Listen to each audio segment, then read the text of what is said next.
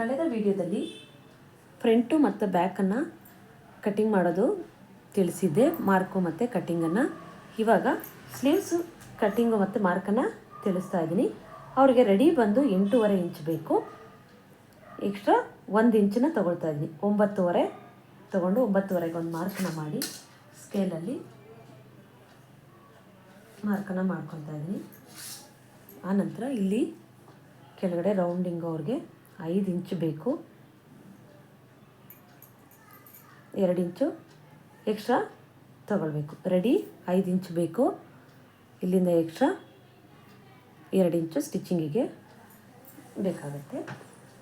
ಹಾಗೆ 8.5 ಇರೋದ್ರಿಂದ ಬರೀ 3.5 ಇಂಚು ಡೌನಿಂಗ್ ತೊಗೊಂಡ್ರೆ ಸಾಕಾಗುತ್ತೆ. 8, 9 ಆ ಥರ ಎಲ್ಲ ಇದ್ದರೆ ಸಾಕು. 3.5 ಈ ಡೌನಿಂಗ್ನ ತೊಗೋಬೇಕು. ಇವಾಗ ಈಸಿಯಾಗಿ ನಿಮಗೆ ತಿಳಿಸ್ಕೊಡ್ತೀನಿ ನೋಡಿ. ಇಲ್ಲಿಂದ ಈ ಟೇಪನ್ನು ಈ ಥರ ಇಟ್ಟರೆ ಎಲ್ಲಿಗೆ ಬರುತ್ತೆ ನೋಡಿ, ಅಲ್ಲಿಗೆ ಒಂದು ಮಾರ್ಕನ್ನು ಮಾಡಿ. 8 ಅವರ ಅಳತೆಯಲ್ಲಿ 8 ಇಂಚು ಇದೆ, ಕಾಣಿಸ್ತಾ ಅನಿಸುತ್ತೆ. ಇಲ್ಲಿಂದ ನೋಡಿ ಈ ಥರ. ಇಲ್ಲಿ ನಾವು 9.5 ಇಂಚಿಗೆ ಮಾರ್ಕ್ ಮಾಡ್ಕೊಂಡಿದ್ದೀವಲ್ಲ, ಈ ಮೂಲೆಯಲ್ಲಿ ಇಲ್ಲಿ ಇಟ್ಟು ಈ ಟೇಪನ್ನು ಇಲ್ಲಿ ಇಡಿ, ಕರೆಕ್ಟಾಗಿ ಬರುತ್ತೆ. ಇಲ್ಲಿ 8 ಇಂಚು ಅಗಲ ಬಂದು ಈ ಚಿಕ್ಕ ಅಳತೆಗೆಲ್ಲ ನೀವು ಇಲ್ಲಿ 1.25 ಇಂಚು ಅಷ್ಟು ಇಟ್ಕೊಂಡ್ರೆ ಸಾಕು, ಜಾಸ್ತಿನೂ ಬೇಡ. 1.25 ಇಂಚಿಗೆ ಒಂದೊಂದು ಮಾರ್ಕ್ ಮಾಡ್ಕೊಳ್ಳಿ. ನಿಮಗೆ ಈಸಿಯಾಗಿ ಮಾರ್ಕ್ ಮಾಡೋದಕ್ಕೋಸ್ಕರ ನಾನು ಇದನ್ನು ಹೇಳ್ತಾ ಇರೋದು. ಆಮೇಲೆ ಇಲ್ಲಿಂದ 2 ಇಂಚು ಎಕ್ಸ್ಟ್ರಾ ತೊಗೋಬೇಕು. ಸ್ಟಿಚಿಂಗಿಗೆ 2 ಇಂಚು ಇಲ್ಲಿಂದ ಎಕ್ಸ್ಟ್ರಾ ಬಟ್ಟೆ ಬೇಕಲ್ವ, ಅದಕ್ಕೆ ನಿಮಗಿಲ್ಲಿ 1.25 1.5 ಇಂಚಿಗೆ ಇಲ್ಲಿ ಮಾರ್ಕ್ ಮಾಡ್ಕೊಳ್ಳಿ. ಇಲ್ಲಿ 8 ಇಂಚಿಗೆ ಮಾರ್ಕ್ ಆಗಿದೆಯಲ್ವ, ಇದನ್ನು ಕೂಡಿಸ್ಕೋಬೇಕು. ಹೀಗೆ ತಗೊಳ್ಳಿ. ಇಲ್ಲಿಂದ ಸ್ಟ್ರೈಟ್ ಬರಲಿ. ಇವಾಗ ಇಲ್ಲಿ ಈ ಪೀಸ್ ಉಳಿಯುತ್ತಲ್ಲ, ಇದನ್ನೇ ಜಾಯಿಂಟ್ ಮಾಡ್ತೀನಿ ನಾನು ಇಲ್ಲಿಗ. ಇದು ಕಟ್ಟಿಂಗ್ ಆದಮೇಲೆ ಬಿಸಾಡೋದಿಲ್ಲ ಇದು ಬಟ್ಟೆ ಎಲ್ಲ. ಈ ಥರ ನಿಧಾನವಾಗಿ ಮಾರ್ಕನ್ನು ಮಾಡ್ಕೊಳ್ಳಿ ಅಷ್ಟೇ. ಇಷ್ಟೇ ಈಸಿಯಾಗಿಯೇ ಬರುತ್ತೆ ಇದು. ತುಂಬ ಏನು ಕಷ್ಟ ಏನು ಇರಲ್ಲ. ಕಲ್ತ್ಕೊಂಡ್ಮೇಲೆ ಕಲಿಯೋವರೆಗೂ ಕಷ್ಟ ಅಂತಲೇ ಅನಿಸೋದು. ಇದು ರೆಡಿ ಬ್ಲೌಸ್ ಇರುತ್ತಲ್ವ, ಅದರ ಅಳತೆಗೆ ಇದು ಬರುತ್ತೆ. ಇಲ್ಲಿಂದ ಎಕ್ಸ್ಟ್ರಾ 2 ಇಂಚ್ ತೊಗೊಂಡಿದ್ದೀನಿ. ಇಲ್ಲಿ ಕೂಡ 2 ಇಂಚು ಎಕ್ಸ್ಟ್ರಾ ಬಟ್ಟೆ ಇಲ್ಲ. ಇವಾಗ ಕಟ್ ಮಾಡಿ ಉಳಿದಿರೋ ಪೀಸನ್ನು ಇಲ್ಲಿ ಜಾಯಿಂಟ್ ಮಾಡ್ಕೊಳ್ಳೋಣ. ತುಂಬಾ ಈಸಿ.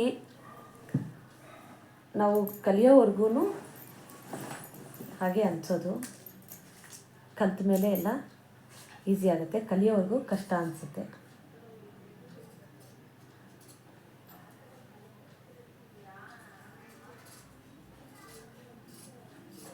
ಈ ರೀತಿ ನಿಧಾನವಾಗಿ ಕಟ್ಟಿಂಗನ್ನು ಮಾಡ್ಕೊಳ್ಳಿ. ಇಲ್ಲಿ ಒಂದು ನಾಚನ್ನು ಹಾಕ್ಕೊಂಬಿಡಿ. ಇಲ್ಲಿ ಕೂಡ ಹಾಕ್ಕೊಳ್ಳಿ. ನಿಮಗೆ ಸ್ಟಿಚಿಂಗಿಗೆ ಕರೆಕ್ಟಾಗಿ ಬರುತ್ತೆ. ಸ್ವಲ್ಪ ದೊಡ್ಡದಾಗಿಯೇ ಹಾಕ್ಕೊಂಡಿರಿ, ಈಸಿ ಆಗುತ್ತೆ ಅನ್ನೋದಕ್ಕೋಸ್ಕರ. ಇವಾಗ ಇಲ್ಲಿ ಪೀಸು ಕಟ್ಟಾಗಿ ಉಳಿತಲ್ವ, ಇದು ಸಾಕಾಗುತ್ತೆ ನಮಗೆ. ಇದರಲ್ಲೇ 4 ಪೀಸು ಬಂದುಬಿಡುತ್ತೆ. ಇದನ್ನೇ ಇಲ್ಲಿ ಜಾಯಿಂಟ್ ಮಾಡಿಕೊಂಡ್ರೆ ಆಯಿತು. ಸ್ಲೀವ್ಸ್ ಕಟ್ಟಿಂಗ್ ಇಷ್ಟೇ. ನೀವು ಇದನ್ನು ಹೊಸದಾಗಿ ಟೈಲರಿಂಗ್ ಕಲಿಯೋರು ಇದನ್ನು ಕಟ್ ಮಾಡ್ಕೊಳ್ಬೇಡಿ ಫ್ರಂಟ್ ಸೈಡು. ಯಾಕೆಂದರೆ ಇದು ಕಟ್ ಮಾಡಿಕೊಂಡ್ರೆ ಏನಾಗುತ್ತೆ, ಸ್ಟಿಚಿಂಗ್ ಮಾಡುವಾಗ ಎರಡೂ ಒಂದೇ ಕಡೆ ಬಂದುಬಿಟ್ರೆ ಕಷ್ಟ ಆಗುತ್ತೆ. ಇಲ್ಲಿ ಏನೇ ನಾಚು ಹಾಕ್ಕೊಂಡಿರ್ಬೋದು, ಇಲ್ಲ ಬರೆದಿಟ್ಕೊಂಡ್ರೂ ಒಂದೊಂದು ಸಲ ಸ್ಟಿಚಿಂಗ್ ಮಾಡೋವಾಗ ಒಂದು ಚೂರು ಗಮನ ಆ ಕಡೆ ಈ ಕಡೆ ಹೋದ್ರೂ ಹೆಚ್ಚು ಕಡಿಮೆ ಆಗಿಬಿಡುತ್ತೆ. ಹಾಗಾಗಿ ನಾನು ಹೇಳೋದೇನು ಟಿಪ್ಸ್ ಅಂದರೆ, ಇದನ್ನು ನೀವು ಕಟ್ ಮಾಡ್ಕೊಳ್ಬೇಡಿ. ಫುಲ್ಲು ಸ್ಟಿಚಿಂಗ್ ಎಲ್ಲ ಆಗಿ ಈ ಲೈನಿಂಗು ಮತ್ತು ಮೇನ್ ಫ್ಯಾಬ್ರಿಕ್ ಎಲ್ಲ ಅಟ್ಯಾಚ್ ಆದಮೇಲೆ ನಿಧಾನಕ್ಕೆ ಇಟ್ಬಿಟ್ಟು ನೀವು ಕಟ್ಟಿಂಗನ್ನು ಮಾಡಿಕೊಂಡ್ರೆ ತುಂಬಾ ಈಸಿ ಆಗುತ್ತೆ. ಆ ಥರ ಮಾಡ್ಕೊಳ್ಳಿ. ಅದನ್ನು ಯಾವ ರೀತಿ ಅಂತ ನಾನು ಇದನ್ನು ಸ್ಟಿಚ್ ಮಾಡುವಾಗ ನಾನು ತಿಳಿಸ್ಕೊಡ್ತೀನಿ ಮುಂದಿನ ವೀಡಿಯೋದಲ್ಲಿ. ಯಾವುದೇ ಥರ ಪೀಸು ಉಳಿದ್ರೂ ಬಿಸಾಡಬೇಡಿ. ಬ್ಲೌಸು ಸ್ಟಿಚಿಂಗ್ ಎಲ್ಲ ಮುಗಿಯೋವರೆಗೂ ಯಾವುದೊಂದು ಚಿಕ್ಕ ಪೀಸನ್ನು ಬಿಸಾಡಬೇಡಿ. ಇದೆಲ್ಲ ಬೇಕಾಗುತ್ತೆ. ಈಗ ಸ್ಲೀವ್ ಕಟ್ಟಿಂಗ್ ಕೂಡ ಆಯಿತು. ಫ್ರಂಟು ಬ್ಯಾಕು ಕಟ್ಟಿಂಗ್ ಕೂಡ ಆಯಿತು. ಇದು ಡಿಸೈನು ಅವ್ರು ಏನು ಹೇಳಿಲ್ಲ, ಹಾಗಾಗಿ ನಾನು ಕಟ್ ಮಾಡ್ಕೊಂಡಿಲ್ಲ. ಅವ್ರು ಹೇಳಿದ್ಮೇಲೆ ನಾನು ಕಟ್ಟಿಂಗನ್ನು ಮಾಡ್ತೀನಿ. ಇನ್ನು ಇಷ್ಟು ಬಟ್ಟೆ ಉಳಿದಿರುತ್ತಲ್ವ, ನಮಗೆ ಕ್ರಾಸ್ ಪಟ್ಟಿಗೆ ಇನ್ನೂ ಒಂದು ಪೀಸ್ ಬೇಕು. ಆನಂತರ ಹುಕ್ ಪಟ್ಟಿಗೆ ಬೇಕು. ನೀವು ಪೈಪಿಂಗ್ ಕೊಡೋದಾದರೆ ನೀವು ಮೇನ್ ಬಟ್ಟೆನಲ್ಲೇ ಕೊಡ್ಬೋದು. ಇಲ್ಲ ಅಂದರೆ ಎಮ್ಮಿಂಗ್ ಏನಾದರೂ ಆದರೆ ಈ ಬಟ್ಟೆನಲ್ಲೇ ನೀವು ಕಟ್ ಮಾಡ್ಕೊಳ್ಬೇಕಾಗುತ್ತೆ. ಹಂಗಾಗಿ ವೇಸ್ಟ್ ಆಗದೆ ಇರೋ ಹಾಗೆ ನೀವು ಬಟ್ಟೆನ ಕಟ್ ಮಾಡ್ಕೊಳ್ಳಿ. ಇದರಲ್ಲೆಲ್ಲ ನೀವು ಹುಕ್ ಪಟ್ಟಿ, ರಿಂಗ್ ಪಟ್ಟಿಗೆ ಇದಕ್ಕೆಲ್ಲ ಬೇಕಾಗುತ್ತೆ.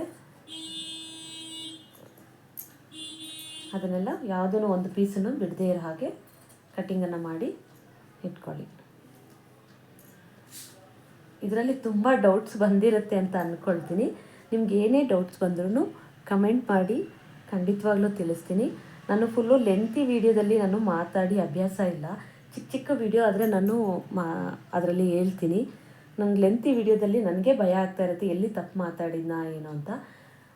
ಏನಾದರೂ ಇದ್ದರೆ ನೀವು ಕಮೆಂಟ್ ಮಾಡಿ ಕೇಳಿ ನಾನು ತಿಳಿಸ್ಕೊಡ್ತೀನಿ. ಇಷ್ಟೇ ಈಸಿ. ನಿಮಗೆ ಇನ್ನೂ ಒಂದು ಸಾರಿ ಕರೆಕ್ಟಾಗಿ ನಾನು ಇದೆಲ್ಲ ಏನೂ ಇಲ್ಲದೆ ಎಕ್ಸ್ಟ್ರಾ ತೊಗೋಬೇಕು ಅದು ಇದು ಏನು ಹೇಳ್ದೇನೆ ನಾನು 5 ನಿಮಿಷದಲ್ಲಿ ಕಟ್ಟಿಂಗನ್ನು ಮಾಡಿ ವಿಡಿಯೋ ಹಾಕಿದ್ದೀನಿ. ಅದಾಗಲೇ ಅದೇ ಥರ ಇನ್ನೊಂದು ವೀಡಿಯೋನೂ ಕೂಡ ನಾನು ಮಾಡಿ ಹಾಕ್ತೀನಿ. ಒಂದು ಸಾರಿ ನೋಡಿ ಸಪೋರ್ಟ್ ಮಾಡಿ. ಹೀಗೆ ವೀಡಿಯೋಗಳನ್ನು ಮಾಡ್ತಾಯಿರ್ತೀನಿ. ಧನ್ಯವಾದಗಳು.